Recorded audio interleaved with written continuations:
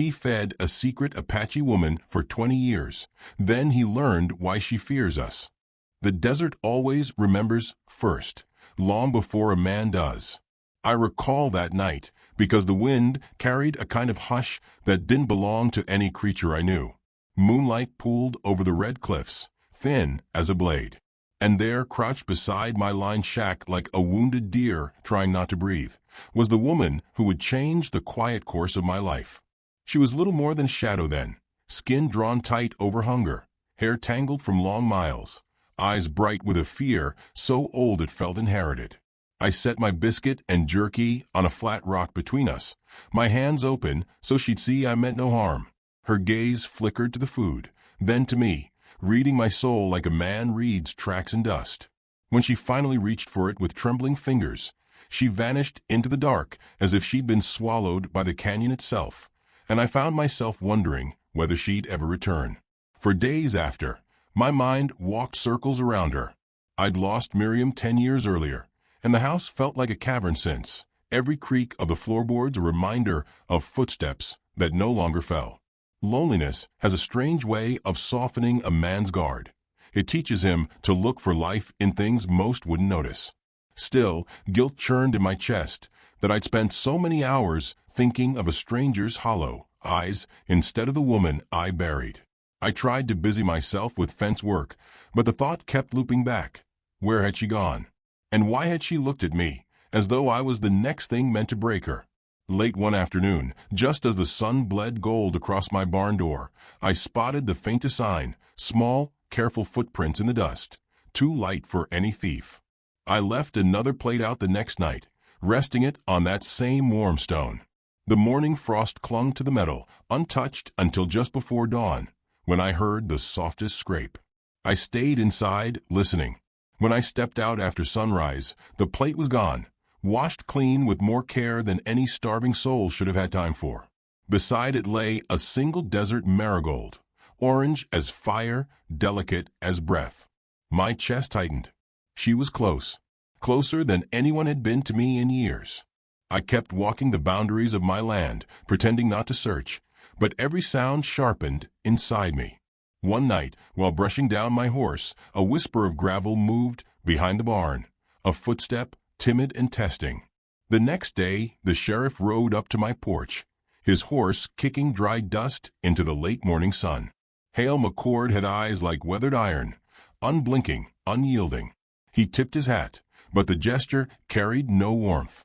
"You hear reports about Apache stragglers up in the ridges?" he asked. "Clayton Briggs swears he saw someone skulking around these parts." My throat tightened. I kept my voice steady, the lie scraping on the way out. "Just coyotes and wind," I told him. His gaze lingered too long, as though sifting through my words for cracks. Briggs was worse, quicker to cruelty, eager to turn fear into entertainment. The sheriff warned me to stay alert. When his horse's hooves faded into silence, I let out a breath I hadn't realized I was holding. And that night, as I stood by the kitchen window, the moon caught the faint outline of someone standing just outside the circle of light, watching me breathe. As days folded into weeks, the distance between us began thinning like old cloth. She emerged slowly, first a glimpse of her arm as she reached for water I'd left at the creek, then a brief moment where her gaze met mine before she disappeared again. I learned her name when she spoke it soft as a prayer, Ayoka. It meant she brings happiness. The irony wasn't lost on either of us.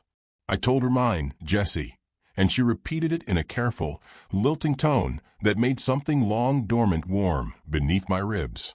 She taught me one Apache word each time she appeared, though she hid most of herself behind the cedar trunks.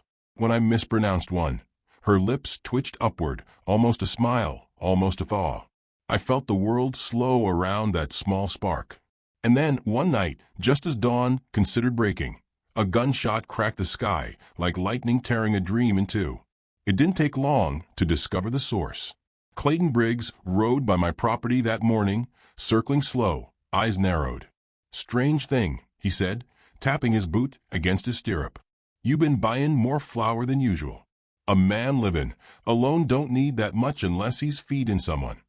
His tone carried the poison of accusation wrapped in casualness. My pulse hammered. I shrugged off his words, but the suspicion in his expression cut deeper than any blade. After he left, I tucked dry goods inside an old saddlebag and hid them in a narrow cleft in the canyon wall, a place only someone desperate and careful would search for. That evening, when I checked the stash, I found it untouched, the bread beginning to stale, the jerky stiff. Ayoka hadn't taken a thing. A knot grew in my gut. Why would she refuse what she needed most? The answer came brutally. I found her at the bottom of a narrow ravine, curled against the dirt, her leg caught in a metal trap, a hunter's cruelty sharpened by intention. Blood streaked the rock where she tried and failed to pry herself free. She hissed when she saw me approach, her terror rising like a storm. I lifted my hands slowly, letting her see the tremble in them, letting her know I feared hurting her more than anything else. She let me near only when exhaustion dragged her muscles limp. I pried the cruel steel jaws open and lifted her into my arms, light as an empty promise. Every step toward my cabin felt like walking against a tide of shame. Someone had set that trap for her. Someone who'd meant for her to be found. Inside the dim warmth of my small home, she whispered only fragments between breaths. "They come back soon." Her eyes flickered with the memory of raids, soldiers, white coats, fire. Her voice shook with something deeper than fear, something carved into the bones. I tended her wound until the bleeding slowed, but her trembling didn't cease. I wanted to tell her she was safe, but the words felt fragile in my mouth, unworthy of the truth she carried. And as she drifted in and out of consciousness, I realized with a weight that settled deep in my chest. Whatever chased her, whatever ghost she believed would return, wasn't done with her yet. And the moment I stepped between her and the world, I'd placed myself squarely in its path. The night thickened around the cabin, the wind pressing against the windows like a warning. Her breathing steadied slightly, though each exhale sounded like a question she feared the answer to. I sat beside her, unable to look away. 20 years of secrets began in that trembling silence. And somewhere beyond the ridge, something moved, slow, deliberate, and far too close. The desert, after all, never forgets. And neither did the men who once hunted her. The storm didn't arrive with thunder. It crept in on boots. Near midnight, while Ayoka slept against the cabin wall with her injured leg wrapped in torn linen, I heard the crunch of gravel outside. A slow testing sound. A sound that didn't belong to passing travelers or wandering coyotes. My hand tightened around the rifle, though something inside me whispered that bullets wouldn't solve what was coming. I moved toward the window, careful not to wake her, and through the thin sliver of moonlight I saw two silhouettes, broad-shouldered, patient, standing too still to be anything but men trained in hunting what didn't want to be found. My pulse stumbled. They weren't soldiers. They weren't lawmen. These were trackers, quiet men with quiet motives. And from the way they studied my cabin, they already suspected what lay inside its shadowed walls, a secret I had barely begun to understand myself. Ayoka stirred. Even in half-sleep, fear crawled across her features, waking her faster than pain ever could. "They're here," she whispered, her voice trembling like a frightened flame. I knelt beside her, brushing a strand of hair from her cheek, gentle, deliberate, as if my calm might steady her own. "I won't let them take you," I said, knowing full well the promise was heavier than any vow I had spoken since Miriam's death. She tried to rise, but her injured leg buckled, forcing her to grip my shoulder for balance. The contact startled us both, the softness of her fingers, the trust she didn't mean to give. My heart stilled for a moment, unsure of whether I had earned that trust or simply happened to be the only shelter she had left. Outside, a soft whistle cut through the air, a signal from one hunter to another. I extinguished the lantern and pulled her gently toward the small storage alcove behind the hearth, nothing more than a shadowed slit in the wall, but enough to hide her from first glance. She winced as she lowered herself into the narrow space, yet even then she tried not to make a sound. "Don't leave me," she whispered. The words were barely breath, but they hit me like a plea carved straight into bone. "I won't," I answered, though both of us knew I'd have to step away when the knocking came. And it did come, 3 heavy raps against the wooden door, each one a message. We know someone's inside. We will not leave without what we came for. I opened the door slowly, careful to block their view of the inner room with my frame. The first man was tall, his beard streaked with gray, his eyes small and assessing. The second was younger, restless, the kind of man whose cruelty grew from his need to prove something. The older one tipped his hat with a gesture that falsely mimicked politeness. "Evenin', Mr. Roland," he said, though I had never seen him before. "Mind if we ask a few questions?" My jaw tightened. It's late for questions.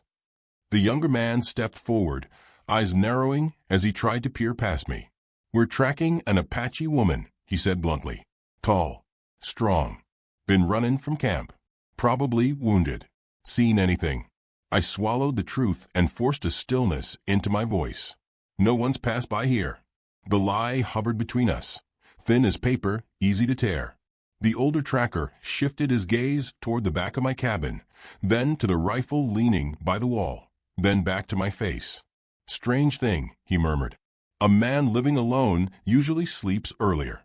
Yet here you are awake." His suspicion crawled across the room like a cold draft. I planted my boots firmly on the floor and met his stare without blinking. "Storm's coming," I said. "Hard to sleep on nights like this." Outside, wind brushed against the eaves, but the night stayed disturbingly calm. The men exchanged a look, silent, practiced, and full of unspoken conclusions. One step. That's all it would take. One step past me, and they'd see her.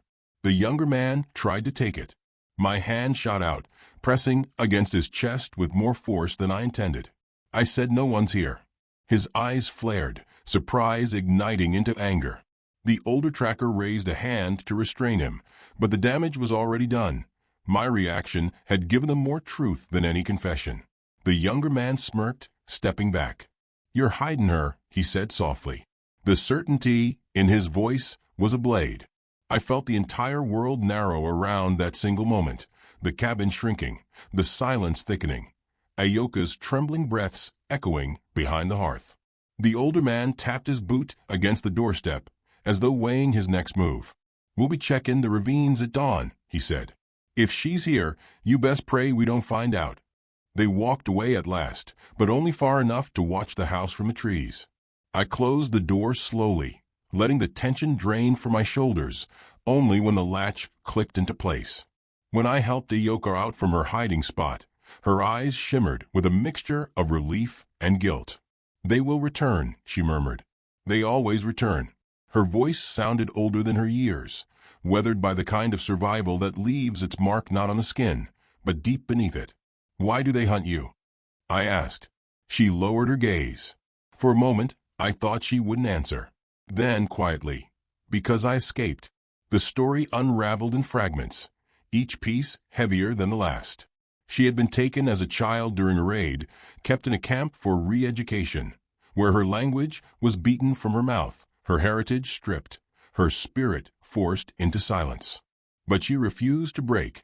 At 29, she finally found her moment to flee, surviving on roots, shadows, and prayer. Those trackers weren't strangers. They were hired hands, men paid to return her, men who believed they were owed a bounty for her capture, men who, for 20 long years, had treated her as property. My hands curled into fists.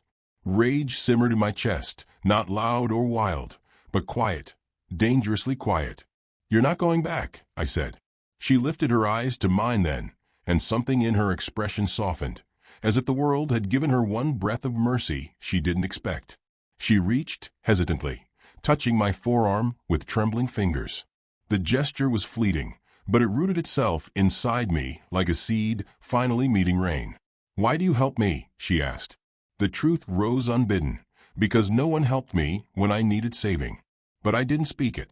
Instead, I said, "Because you deserve a life that belongs to you."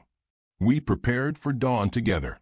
I secured the cabin door, packed supplies, and helped her tie a makeshift brace around her injured leg. She watched me with cautious eyes, as though testing whether my resolve would waver. But it didn't. When the first pale line of morning lit the sky, I led her toward the canyon path, a narrow trail hidden by shale, known only to me and the deer that wandered there. The wind carried the faint scent of rain, though the sky remained clear. Ayoka moved slowly, leaning against me when the pain grew sharp. And strangely, in that fragile leaning, a quiet closeness began forming, something too tender to name. Halfway down the ridge, a rifle cracked.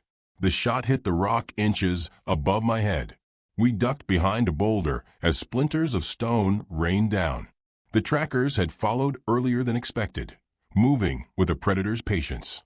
"Go," I urged her, but she shook her head fiercely, gripping my sleeve with surprising strength. Another shot rang out. This one whistled past her shoulder. She flinched, breath trembling. I lifted my rifle, but hesitated. Shooting back would reveal our exact position. And yet, staying hidden meant eventually being cornered. The canyon narrowed ahead. Escape required speed she didn't have. Then Ayoka did something I didn't expect. With shaking hands, she picked up a loose stone and tossed it across the ravine. It clattered loudly, echoing off the walls. The trackers fired toward the sound, thinking we had moved. In that brief distraction, I pulled her to her feet, and we hurried deeper into the canyon, my arm wrapped firmly around her waist. Her body was trembling, but her determination burned fierce. The path twisted, leading to a narrow slit between two towering cliffs, my last refuge. We squeezed through the gap just as the trackers reached the mouth of the ravine. Their voices echoed, angry, frustrated, too close. I placed my hand gently over Ayoka's, guiding her deeper into the shadowed corridor that opened into a hidden alcove, a sanctuary made by nature's own grief and patience. She leaned against me, breath unsteady, but alive. Outside, the men argued, confused by our sudden disappearance. For now, they had lost the trail. Ayoka exhaled shakily, her forehead lowering to my shoulder. I didn't move, didn't speak, just held her while the canyon wind hummed like a prayer. For the first time, she allowed herself to fall into someone else's strength. And for the first time in years, I found something worth fighting for with my whole, battered heart. But footsteps echoed again in the distance, farther away, yet returning. The hunt wasn't over, and saving her had only just begun.